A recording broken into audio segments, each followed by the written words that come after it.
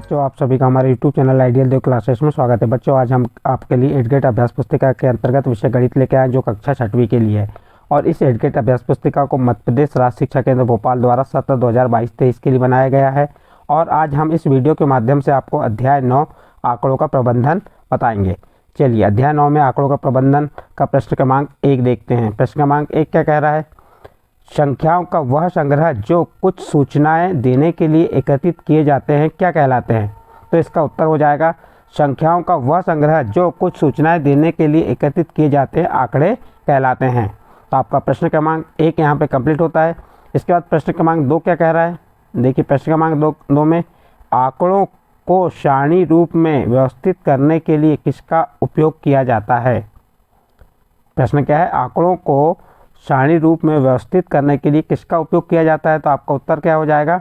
मिलान चिन्ह का उपयोग किया जाता है। किसका उपयोग किया जाता है? आंकड़ों को सारणीबद्ध रूप में व्यवस्थित करने के लिए मिलान चिन्ह का उपयोग किया जाता है। इस प्रकार आपका प्रश्न नंबर 2 कंप्लीट होता है। नेक्स्ट अगला प्रश्न देखते हैं, प्रश्न नंबर 3। देखिए, प्रश्न नंबर 3 को पढ़िए, क्या कह रहा है प्रश्न नंबर 3 में? प्रश्न नंबर 3 कह रहा है आंकड़ों को चित्रों, वस्तुओं या वस्तुओं के भागों के रूप में निरूपित करना क्या कहलाता है? तो इसका उत्तर होगा एक चित्रालेख आंकड़ों को चित्रों, वस्तुओं या वस्तुओं के भागों के रूप में निरूपित करता है। कौन करता है? एक चित्रालेख। तो इस प्रकार बच्चों आपका प्रश्न नंबर 3 का उत्तर यहाँ पे कंप्लीट होता है। इसका प्रश्न नंबर 4 देखिए, क्या कह रहा है? यदि चित्र, ये चित्र दिख रहा है, चित्र बराबर, इस चित्र के बराबर कितना है? 10 हो तो, एक चित्र के बराबर 10 हो तो यहाँ पे कितने चित्र हैं? 1 2 3 4 चित्र का मान होगा। तो एक चित्र का मान कितना है? 10। तो 4 चित्र का मान कितना होगा? 40 होगा। तो इस प्रकार से आपका प्रश्न नंबर 4 का उत्तर कितना आ जाएगा? 40। तो यहाँ पे आपका प्रश्न नंबर 4 कंप्लीट होता है। नेक्स्ट अगला प्रश्न देखते हैं, प्रश्न नंबर 5। चलिए, प्रश्न नंबर 5 में क्या दिया हुआ है? देखिए, यहाँ पे दिया है निम्न तालिका में कक्षा 6वीं के विद्यार्थियों के जूतों के माप दर्शाए गए हैं। जो कक्षा 6वीं के बच्चे हैं उनके जूतों का माप यहाँ पे दर्शाया गया है कि किसी बच्चे का जूते का माप कितना है? 5, तो किसी का 4, तो किसी का 7, तो किसी का 5, किसी का 6, किसी का 7, 6, 5। इस प्रकार से यहाँ पे क्या दिया? जूतों की माप दी गई है, कितने नंबर के जूते किस बच्चे को लगेंगे। अब तालिका अनुसार ज्ञात कीजिए। यहाँ पे तालिका अनुसार आपको ज्ञात करने के लिए कह रहा है। क्या ज्ञात करने के लिए कह रहा है? अधिकतम विद्यार्थियों द्वारा पहनने वाले जूते का नाप होगा। तो अब यहाँ पे जिस नाप के जूते हैं, जितने अधिक नाप के जूते होंगे वह विद्यार्थियों के पहनने वाले जूते की नाप होगी। तो इसका उत्तर हो जाएगा अधिकतम विद्यार्थियों द्वारा पहनने वाले जूते का नाप 6 है। तो यहाँ पे 6 जो है सबसे अधिक बार आया है, इसलिए अधिकतम विद्यार्थियों द्वारा पहने जाने वाले जूते का नाप क्या होगा? 6। उसके बाद दूसरा प्रश्न है न्यूनतम विद्यार्थियों द्वारा पहने जाने वाले जूते का नाप।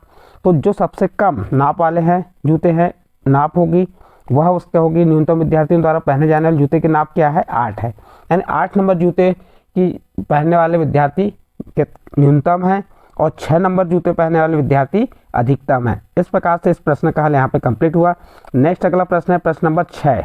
मिलान चिन्ह का प्रयोग करते हुए निम्न सारणी को पूर्ण कीजिए।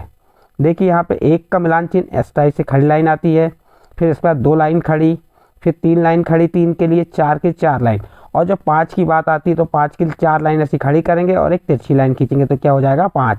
इस प्रकार 6 में पहले 5 लिखेंगे, 4 लाइन खड़ी और एक आड़ी कर देंगे तो ये 5 बन गया, और उसके बाद 1 लिखे तो कितना हो गया? 6। 7 के लिए 5 बना देंगे पहले, फिर 2 खड़ी लाइन, इसके बाद 8 के लिए इस प्रकार से मिलान चिन्ह, 9 का ये हो गया और ये 10 का। तो ये मिलान चिन्हों के तेली मार्क कैसे करना है ये आपको हमने बता दी यहाँ पे। इस प्रकार यहाँ पे ये प्रश्न नंबर 6 कंप्लीट होता है। इसके बाद प्रश्न नंबर 7 देखिए, क्या कह रहा है? किसी सप्ताह में एक फैक्ट्री द्वारा निर्मित कलाई घड़ियों की संख्या निम्न चित्रालेख द्वारा प्रदर्शित की गई। कलाई घड़ी यानी जो हाथ में बांधने वाली घड़ी है उसकी संख्या निम्न चित्रानुसार दी गई है। और यहाँ पे एक घड़ी बराबर ये जो एक चित्रलेख है, इस एक चित्रलेख बराबर 100 कलाई घड़ियाँ हैं। तो देखिए, सोमवार में कितनी कलाई घड़ियाँ होंगी? कितने चित्रलेख हैं? 1 2 3 4 5 6 चित्रलेख हैं। और एक चित्रलेख किसके बराबर होता है? 100 के। तो 6 चित्रलेख 600 के। इसी प्रकार मंगलवार को 800 हो जाएंगे, बुधवार को 700, बृहस्पतिवार को 900, शुक्रवार को 600 और शनिवार को 500। ये तो आपको हमने यहाँ काउंट करके बताया, लेकिन इसके प्रश्न नीचे दिए हुए हैं।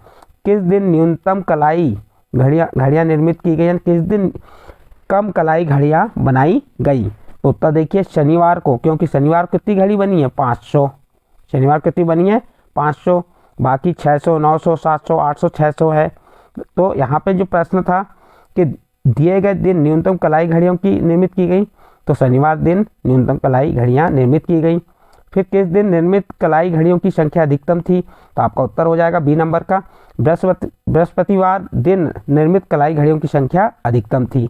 फिर प्रश्न नंबर उसका सी नंबर क्या कह रहा है, उपयुक्त चित्रलेख की सहायता से निर्मित कलाई घड़ियों की संख्या की तालिका बनाई। तो आपको तालिका बना देना है कि किस दिन कितनी घड़ी निर्मित की गई। तो देखिए तालिका बना के बता दी हमने, दिन और घड़ियों की संख्या, सोमवार को 600, मंगलवार को 800, बुधवार को 700, बृहस्पतिवार को 900, शुक्रवार को 600, शनिवार को 500। तो ये तालिका आप इस प्रकार से बना देंगे। कहाँ से देख के बनाना है आपको, यहाँ से काउंटिंग करना है, क्योंकि जो चित्रलेख है एक चित्रलेख 100 कलाई घड़ियों के बराबर है। तो इस प्रकार से बच्चों आपका ये प्रश्न कंप्लीट हुआ। नेक्स्ट अगला प्रश्न है प्रश्न नंबर 8, किसी मोहल्ले के व्यक्तियों द्वारा पसंद किए गए फ्रिजों के रंगों की सूचना निम्न चित्रलेख द्वारा दर्शाई गई है। रंग, यहाँ पे रंग के नीला, हरा, लाल, सफ़ेद।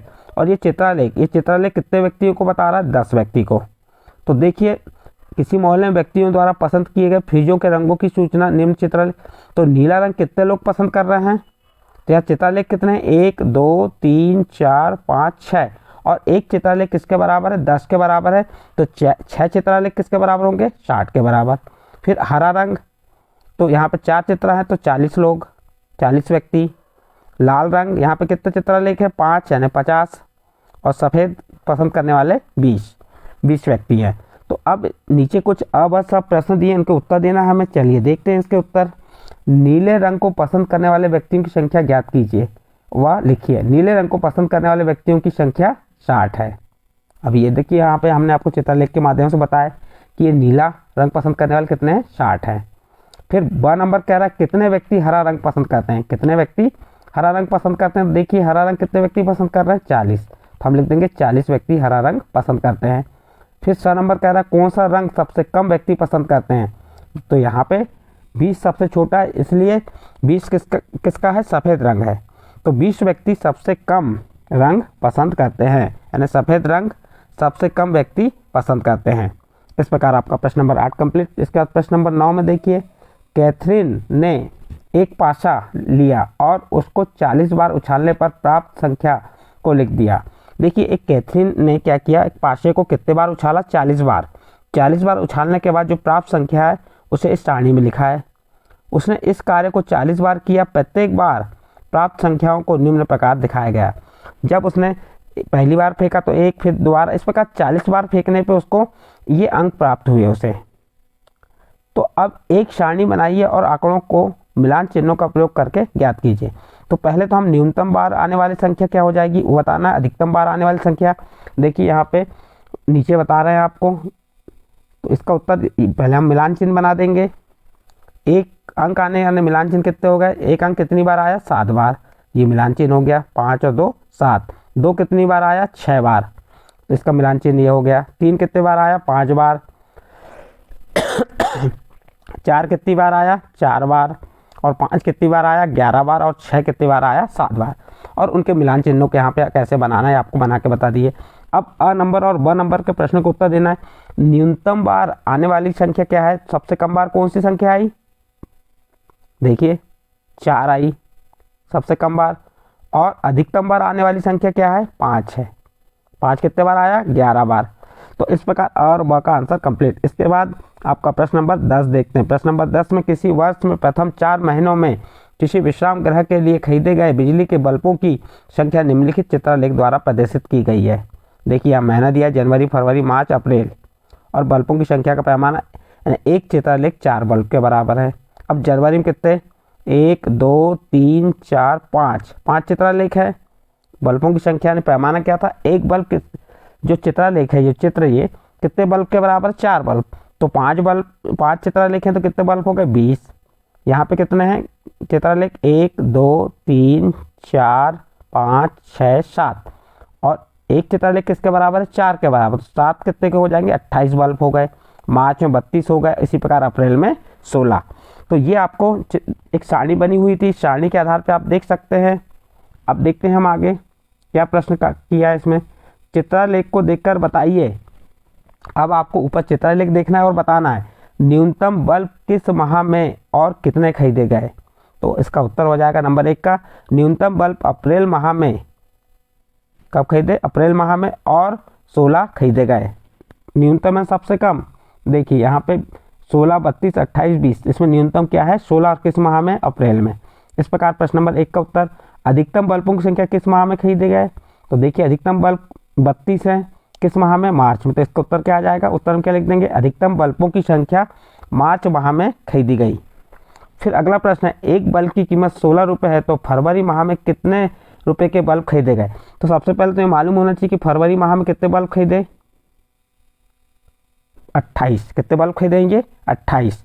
अब हम क्या करेंगे यहाँ पे, चलिए तीसरे नंबर को हल करके देखते हैं। एक बल्ब की कीमत कितनी है, 16 रुपये, तो फरवरी माह में कितने बल्ब खरीदे, 28 बल्ब। तो 28 बल्बों की कीमत क्या हो जाएगी, तो 28 का 16 में गुणा किए, 28 का जब हमने 16 में गुणा किए तो कितना है 448 रुपये। तो 28 बल्ब कितने के होंगे, 448 रुपये के। अतः फरवरी माह में 448 रुपये के बल्ब खरीदे गए। तो बच्चों इस प्रकार ये प्रश्न यहाँ पे कंप्लीट होता है। प्रश्न नंबर 10 कंप्लीट है और यह पार्ट भी आपका कंप्लीट होता है। बच्चों इस पार्ट के जो आपको हमने प्रश्न समझाए, इनके हल समझाए, ये हल आपके समझ आए हैं तो आप हमारे चैनल आइडियल देव क्लासेस सब्सक्राइब कीजिए, लाइक कीजिए एवं अन्य ग्रुप में शेयर जरूर कीजिए।